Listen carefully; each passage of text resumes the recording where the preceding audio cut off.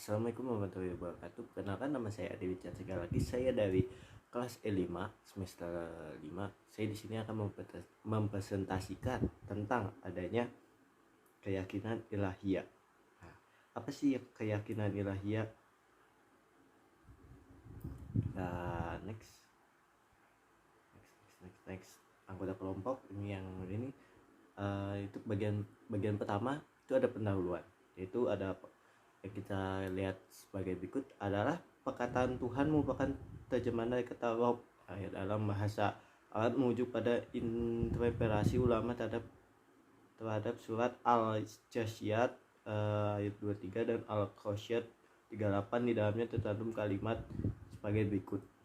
Nah, selanjutnya menurut Al-Bin Tamsyah, definisi kalimat Allah dalam Al-Quran tersebut adalah yang dipuja dengan penuh kecintaan hati, tunduk kepadanya, merendah diri di hadapannya, dan akan kepadanya tempat berserah ketika kesusahan, berdoa dan bertawakal, serta kepadanya untuk kebenaran dan perlindungan darinya, dan menimbulkan ketenangan dan saat menginginkan terpaut kepadanya. Lanjut, bagian 2 itu sejarah pemikiran tentang manusia terhadap Tuhan Yang Maha Esa.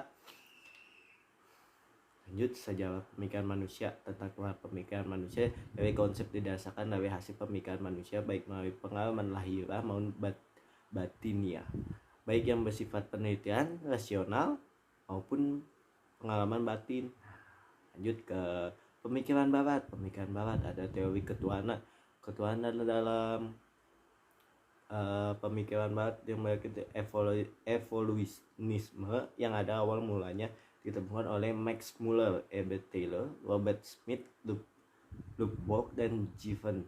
Menurut teori ini, konsepnya kebutuhan berangkat dari kepercayaan itu yang pertama adanya dinamisme, yang kedua lalu adanya animisme, yang ketiga apa sih yang ketiga? Nah, henotisme, yang keempat spin itu apa ya, sebagai yang tertera sebagai yang di gambar berikut ini, ya ini pola kepercayaan dan bisa terus multiplication perluasan atau keberadaan dewa-dewa yang jumlahnya banyak sehingga dibuka pengikutnya terhadap beberapa dewa yang mempercayai dewa. Monoteisme yaitu konsep kepercayaan terhadap Tuhan, seperti yang itu ada pengertian dinamisme, animisme, dan itu sebagai yang ada di layar. Oke, lanjut. Pemikiran umat Islam. Dalam pemikiran umat Islam bahwa umat Islam bahwa yang wajib disembah dan dipertemukan adalah Allah Subhanahu wa taala, teman-teman. Tiada lain selain Dia. Kalau kalian berpikir bahwa ada lain selain Dia, kalian menduakan Allah. Permasalahan muncul diputar secara manusia mengetahui adanya Tuhan dan keberadaan sifat-sifat Tuhan. Permasalahannya di dalam perkembangan selanjutnya melahirkan kajian keagamaan tersendiri yang dikenal adanya ilmu tauhid dan ilmu kalam. Lanjut ke bagian 3. Bagian 3 ada apa? Sanggahnya terhadap teori evolusionisme. Apa itu? Konsep Herbert Taylor tentang evolusionisme sulit untuk dipertahankan sebab kepercayaan metode pada dasarnya sudah terbangun sejak zaman masih primitif, teman-teman. Lanjut ke dengan munculnya pandangan Endulang ini pada sarjana barat mulai meyakini bahwa kepercayaan terhadap Tuhan bukan datang secara evolusionisme, melainkan dengan jalan agama melalui wahyunya, teman-teman. Lanjut ke bagian 4, itu adalah pandangan teologi fungsi akal dan waktu. Apa ini? Sanggahan teori dari evolusionisme. Itu ada Mu'tazilah. Apa itu Mu'tazilah? Dengan akal manusia mengetahui adanya Tuhan sekalipun dan bantuan wahyu ataupun fungsi wahyu adalah sebagai informasi, dan informasi yang diketahui oleh akal, teman-teman. Asyariah, betul manusia dengan akalnya dapat mengetahui adanya Tuhan, namun untuk mengetahui tata cara menyembahnya, beribadah, diperlukan wahyu, teman-teman. Lanjut ke bagian 5, kita lanjut ke bagian analisa perbandingan nih. Perbandingannya ada apa-apa?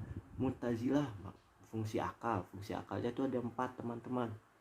Seperti yang di layar, mengetahui adanya Tuhan, kewajiban mengetahui Tuhan, mengetahui Tuhan, mengetahui baik dan buruk, kewajibannya mengerjakan dan yang baik dan meninggalkan yang buruk, teman-teman. Fungsi wahyu apa? Hanya sebagai alat untuk konfirmasi dan informasi atas apa yang dapat melalui akal, teman-teman. Lanjut ke bagian 6. Bagian 6, metrik evaluisme. Apa itu metrik evaluisme? Itu ya tadi, seperti yang tadi, dinamisme, animisme, politisme, hedonisme, dan mototisme. Bagian 7, Tuhan menurut agama-agama apa sih? Nah, seperti yang kita lihat pada zaman konsep debat dalam perspektif agama-agama, menjadi titik temu bahwa Tuhan merupakan satu zat yang menjadi Tuhan menjadi zat yang menjadi Tuhan setiap umat manusia, yang sangat berperan vital dalam umat manusianya. Karakteristik yang mendasar membedakan antara konsep agama sebagai lainnya dan terletak dalam lapangan ekonomi syarat yang bersisi daripada ibadah. Lanjut, dalam konsep Islam Tuhan ada esa atau satu sebagai dalam Al-Quran. Dalam agama Kristen Tuhan diwujudkan dalam konsep Trinitas. Dalam agama Buddha Tuhan diwujudkan dalam Sang Buddha Gautama. Bagian 8, teori pembuktian Tuhan.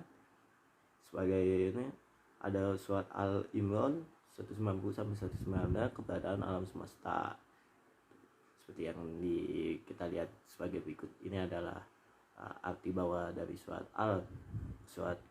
Ali Imran ayat 150 sampai 191, teman-teman. Keberadaan alam semesta. Lanjut. Perhatikan pendekatan astronomi. Dalam Al-Quran surat Al-Araf ayat 54, awas beriman. Seperti yang kita lihat, sungguhnya Tuhan kamu ialah Allah Subhanahu wa taala yang telah menciptakan langit dan bumi dalam 6 masa, lalu dia bersemayam di arsy. Dia menentukan pada siang yang begitu dengan cepat, dan diciptakannya pula matahari, bulan, bintang-bintang masing-masing tunduk kepada